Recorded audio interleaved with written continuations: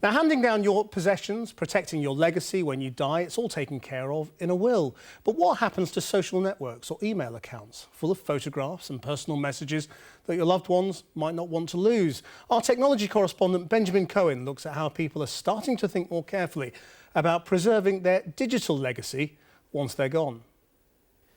The Apple Icloud, launched earlier this week, joins Facebook, Twitter and other services persuading us to store many aspects of our lives, from photographs to our location, to the most personal of messages on their web servers, where they'll be kept forever.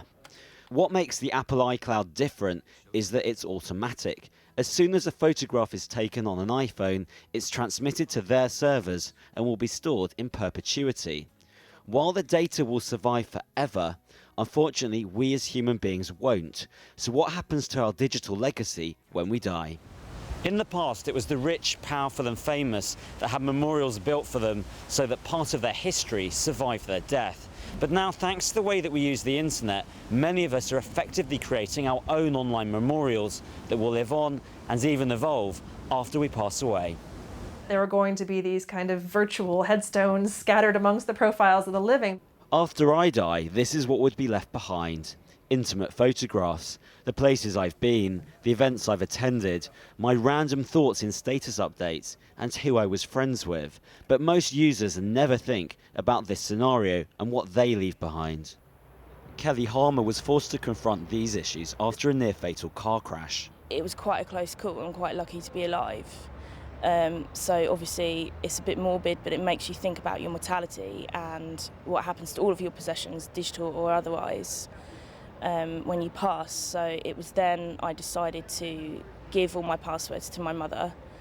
It's going one step further now, where we're looking at wills, and my digital inheritance is going to be part of that. She's not alone. New research shows that more than half of internet users consider photos on Facebook and their email on services like Gmail to be treasured possessions, and 11% of those questioned said they will include their digital inheritance in their will. The importance placed on our digital inheritance raises questions, however, on its potential abuse.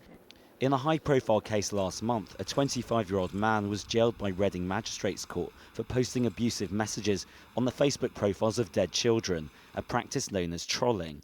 For bereaved families, it can be a tough choice whether to leave Facebook profiles up as a tribute or delete the profile.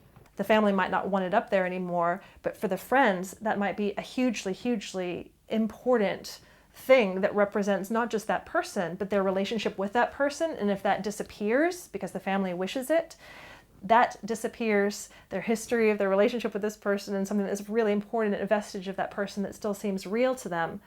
As more and more of those who've lived online end up here, ever greater levels of personal information will end up being left on so-called cloud services like Apple's iCloud, Facebook and Gmail. Clouds are getting bigger, and at some stage, clouds will be representative of all physical humanity, and all digital information will be a mirror of the social life and the activities on Earth.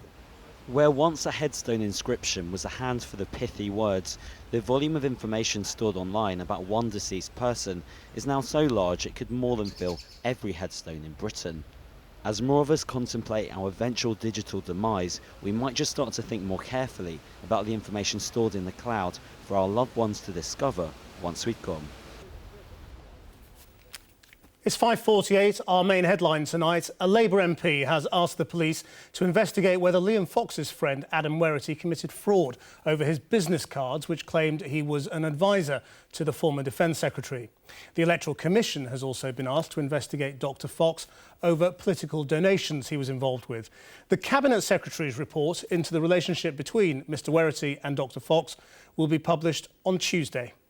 Don't forget, you can reach me direct via Twitter @ChrisGM, and you can catch up on all the news on our website, channel4.com/news. We're back tomorrow at 7.